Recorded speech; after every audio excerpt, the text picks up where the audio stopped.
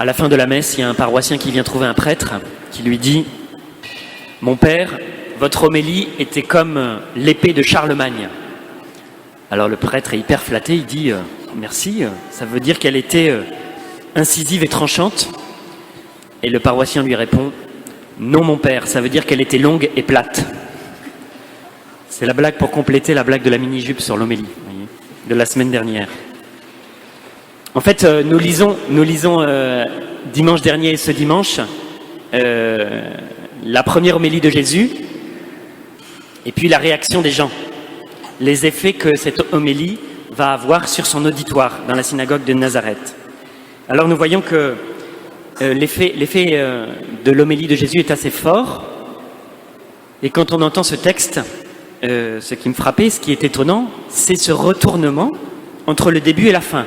Au début, tout le monde rend témoignage à Jésus, tout le monde s'étonne de la beauté des paroles qui sortent de la bouche de Jésus, et puis il y a une petite crispation, et puis ça se développe, et puis à la fin, ça termine qu'ils veulent précipiter Jésus du haut d'un escarpement. Ils veulent le tuer. Alors on se dit, comment c'est possible que ce retournement ait lieu? Alors si on lit plus attentivement, en lisant plus attentivement, je me disais, c'est incroyable, parce qu'on a l'impression que, en plus, c'est Jésus qui provoque en grande partie ce retournement. Au début, tout va bien, et puis il y a quand même un petit signe. N'est-ce pas le fils de Joseph? Donc les gens sont frappés, s'étonnés des paroles, puis en même temps ils se disent, mais en fait, est-ce que c'est pas le fils de Joseph qu'on connaît? Jésus vient de dire, c'est moi le Messie. Hein. Alors les gens commencent à... Il y a comme un petit doute voilà, qui apparaît, et alors Jésus prend la parole, et puis il commence à dire, eh bien, peut-être vous connaissez ce dicton, médecin guéris-toi toi-même, fais ici ce qui s'est passé à Capharnaüm, fais les mêmes miracles ici pour montrer que ce que tu peux faire ici à Nazareth, ce qui s'est passé à Capharnaüm. Et puis il continue en disant, en fait je vous préviens, un prophète n'est jamais bien reçu chez lui, moi je viens de Nazareth, ça va mal se passer. D'ailleurs ça s'est mal passé pour Élie, et ça s'est mal passé pour Élisée, et donc ça va mal se passer ici à Nazareth. Qu'est-ce qui se passe? Les gens sont furieux et ça se passe mal. Voilà, alors je me disais, c'est bizarre, c'est comme si Jésus avait un peu agité, vous voyez, le chiffon rouge devant le taureau, et alors le taureau, forcément, il fonce, et puis voilà, ça se passe mal. Alors pourquoi? Deux questions. Pourquoi Jésus procède ainsi? On a l'impression qu'il exaspère les gens de Nazareth. Et deuxième question, qu'est-ce que nous, on peut en tirer pour notre vie? Comment l'appliquer dans notre vie?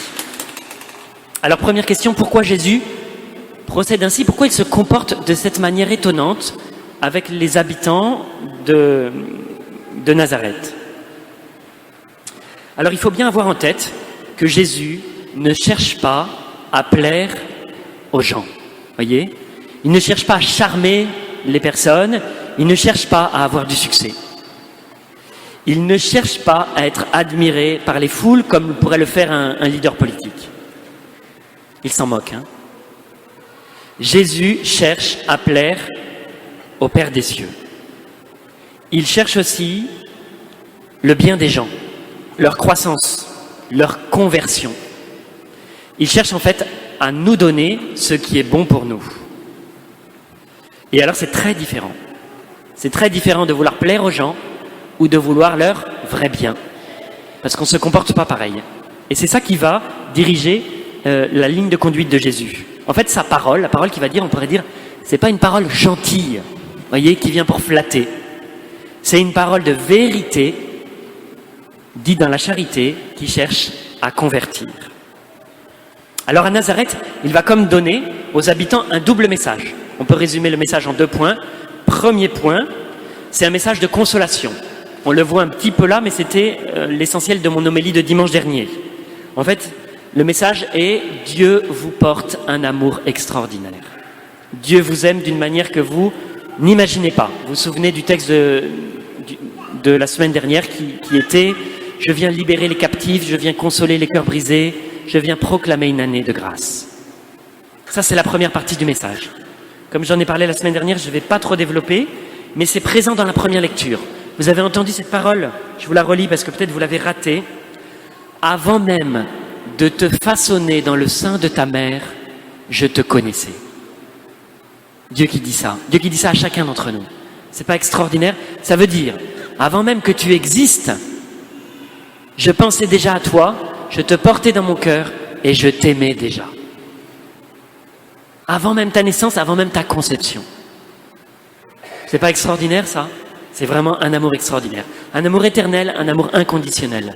Un amour fidèle, un amour pour toujours. Alors ça, c'est la première moitié du message de Jésus. Jésus dit aux habitants de Nazareth, Dieu vous aime d'un amour que vous n'imaginez pas. Et puis il y a une deuxième partie dans son message, c'est un message de dénonciation, si je peux m'exprimer ainsi. En fait, Jésus va dévoiler ce qu'il y a dans le cœur des habitants, enfin des membres de la synagogue. Et ça va être difficile. Il va leur dire en substance, parce que la question c'est, qui es-tu? Qui es-tu Jésus? Est-ce que tu es vraiment le Messie, comme tu le dis? Et puis les gens de Nazareth qui disent, en fait, nous te connaissons, tu es le fils de Joseph. Et alors Jésus va leur dire, en fait, vous n'êtes pas prêts à m'accueillir comme Messie. Vous n'êtes pas prêts à me croire. Vous n'êtes pas prêts à changer de regard sur moi. Vous n'êtes pas prêts à croire que je ne suis pas le fils de Joseph, ou seulement le fils de Joseph, mais que je suis le fils de Dieu. Et alors ça, forcément, ça va être difficile à entendre pour les habitants de Nazareth, qui vont se mettre en colère parce que Jésus, en fait, leur montre leur péché. Pourquoi est-ce qu'il fait ça? Pour qu'ils changent, pour qu'ils le reconnaissent vraiment. Mais ils vont le refuser. Ils vont endurcir leur cœur. Alors que peut-on tirer de cette histoire pour nous? J'avais 2 points. Premier point, en fait, Jésus veut nous former, Jésus veut nous faire grandir, Jésus veut nous corriger. Est-ce que je suis prêt à entendre une parole de la part de Jésus, une parole qui pourrait être désagréable? C'est ça la question. Est-ce que je suis prêt à me remettre en cause si jamais Jésus venait me montrer un péché de ma vie, une mauvaise attitude, quelque chose à changer? En fait, on a tous des changements à faire dans notre vie, on a tous des points à convertir, on a tous des conversions à vivre. Si quelqu'un vient nous dire, si Jésus vient nous dire quelque chose, est-ce que nous sommes prêts à faire ce pas? Vous allez me dire, peut-être Jésus ne va pas me parler, c'est vrai. Mais peut-être Jésus va vous parler par sa parole. Ou alors Jésus va vous parler par un frère qui va vous faire un reproche. Et alors, la question que je voulais nous poser ce matin, c'est quelle sera notre attitude à ce moment-là? Si notre cœur est fermé, alors on ne pourra pas entendre ce que Jésus veut nous dire, ce que Jésus veut nous faire changer dans notre vie.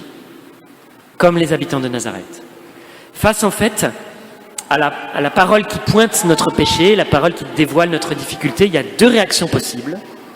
L'endurcissement de notre cœur, comme à Nazareth, ou alors la conversion. Derrière l'endurcissement, il y a l'orgueil. J'ai raison, je n'ai pas envie de changer. Derrière la conversion, il y a l'humilité. Bah oui, c'est vrai, j'ai peut-être quelque chose à corriger, pardonne-moi.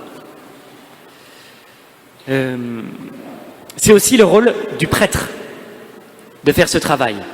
Voyez, parfois c'est mon rôle de dire à mes fidèles, en fait, peut-être ça pourrait être adapté dans ta vie. C'est pas facile. Moi-même aussi, c'est mon rôle aussi que d'entendre pour moi-même, de me poser la question, est-ce que je suis assez humble pour entendre des paroles de reproche ou des paroles d'appel à la conversion? Voilà. En fait, c'est difficile d'entendre ces paroles-là. Mais c'est ce qui nous fait grandir. C'est ce qui nous fait grandir, sinon on ne change pas et on reste dans nos mêmes péchés que parfois on ne voit pas. Si on ne se remet pas en cause, on ne peut pas grandir. Alors moi je voulais vous proposer d'être une église, l'église Saint-Joseph, qui se remet en cause. Ou les fidèles, les prêtres, nous tous, chaque jour on est prêt à entendre une parole qui nous appelle à changer. Comme ça on va grandir, comme ça on va se sanctifier, comme ça on va progresser. En fait, qu'est-ce qu'on veut être? Est-ce qu'on veut être comme Nazareth, qui ne veut pas changer, qui précipite Jésus d'une montagne, qui veut précipiter Jésus d'une montagne? Ou est-ce qu'on est comme Capharnaüm, qui voit les miracles et qui se convertit? Ça, c'était mon premier point. Ah oui, je pensais à autre chose. C'est douloureux, c'est douloureux. Je pensais à une parole que Bernanos met dans la bouche d'un prêtre qui parle des jeunes prêtres. et qui dit, ce vieux prêtre fait un reproche aux jeunes prêtres en leur disant « Les jeunes prêtres, c'est comme des museaux à confiture, leur problème, c'est qu'ils veulent être aimés des gens. » Et alors il y a cette parole qui dit « Mais Jésus n'a pas dit « Vous êtes le miel de la terre », mais il a dit « Vous êtes le sel de la terre ». Et le monde ressemble un peu au vieux père Job sur son fumier, plein de plaies et plein d'ulcères, et du sel sur les plaies, qu'est-ce que ça fait? Ça fait mal, mais ça empêche de pourrir, dit Bernanos. Alors c'est normal que quand on entend une parole difficile, ça nous fasse mal. En même temps, c'est bon pour nous. Voilà. Jésus aussi accepte, vous voyez, d'une certaine manière, l'incompréhension de ne pas être aimé. C'est un peu inévitable et c'est vrai aussi pour nous. Jésus dit, ils m'ont persécuté, ils vous persécuteront. Voilà. La deuxième chose, du coup la première chose c'était est-ce que je suis disposé à entendre une parole difficile pour me convertir. La deuxième chose c'est est-ce que je suis prêt à dire une parole difficile à quelqu'un, si jamais Dieu me le demande. Attention, hein, ça ne veut pas dire est-ce que je suis prêt à régler mes comptes et à aller aligner ce qui ne marche pas comme je veux. Dire une parole d'appel à la conversion nécessite non pas la colère ou l'envie de régler les comptes, comme je dis, mais l'humilité, la douceur, la charité, le courage aussi. En fait, c'est aussi la mission que nous donne Jésus. Dans la première lecture, à Jérémie, il y avait cette parole qui disait « Je t'ai aimé avant même que tu sois dans le sein de ta mère » et la deuxième moitié qui disait « Je t'envoie comme prophète et tout ce que je vais te demander de dire, tu dois le dire. » Même si c'est difficile. Hein? Ne tremble pas. Je fais de toi une ville fortifiée. Ça, c'est la mission de prophète. Alors nous, d'une certaine manière aussi, on est invité à le faire. Mais à le faire, vous voyez, avec douceur, avec charité, avec humilité. Pour vous montrer comment le faire, je pensais à l'exemple de Sainte Thérèse. Sainte Thérèse, dans sa vie, c'était une religieuse, hein, elle est devenue maîtresse des novices. Maîtresse des novices, ça veut dire qu'elle était la responsable des nouvelles sœurs. Et qu'est-ce qu'elle devait faire? Elle devait les corriger. C'est pas vraiment un travail ni agréable ni facile. Et voilà ce qu'elle disait. Elle disait, c'est le plus difficile. C'est ce qui me coûte par-dessus tout, c'est d'observer les fautes, même les plus légères imperfections de mes sœurs novices, hein, et de leur livrer une guerre à mort. Elle dit ça. Depuis que j'ai pris place dans les bras de Jésus, je suis comme un veilleur, observant l'ennemi de la plus haute tourelle d'un château fort. Rien n'échappe à mes regards, et je suis souvent étonné d'y voir si clair. Donc elle dit, je suis comme en posture d'observatrice. J'observe les sœurs qui me sont confiées et je vois tout. Et elle ajoute, j'aimerais 1000 fois mieux recevoir des reproches que d'en faire. Ça serait plus facile pour moi. Mais je sens qu'il est très nécessaire que ça soit une souffrance pour moi, car lorsqu'on agit par nature, c'est impossible que l'âme à laquelle on veut découvrir ses fautes comprenne ses torts. Elle ne voit qu'une seule chose, la sœur chargée de me diriger est fâchée et tout retombe sur moi. Elle dit, si j'étais contente de faire des reproches aux gens, ça ne marcherait jamais. Ça ne pourrait pas marcher. Il faut que ça soit difficile pour moi, il faut que ça soit une souffrance. Et à ce moment-là, peut-être ça peut marcher. Alors elle dit, je sais bien que les sœurs me trouvent sévère, mais elles sentent que je les aime d'un vrai amour. Elles sentent que je les aime d'un vrai amour, et elle ajoute, je suis prête à donner ma vie pour eux. Jamais, avec la grâce de Jésus, je n'ai essayé de m'attirer les cœurs. J'ai compris que ma mission était de les conduire à Dieu. Donc elle dit, moi, je n'ai pas cherché à être aimée. J'ai cherché à conduire les sœurs qui m'étaient confiées à Dieu. Vous voyez l'idée? Eh bien, l'idée, c'est que de temps en temps, Dieu nous envoie comme un prophète pour, dans la douceur, dans la charité, dans la souffrance, apporter une parole qui invite quelqu'un à changer. Eh bien, si Dieu fait ça avec vous, vous devez le faire. Ça demande du courage et ça demande, voilà, de l'humilité, de la charité. Moi, je vois que dans ma vie, hein, ce qui m'a fait le plus grandir, c'est des gens qui m'aimaient et qui m'ont fait des reproches avec douceur.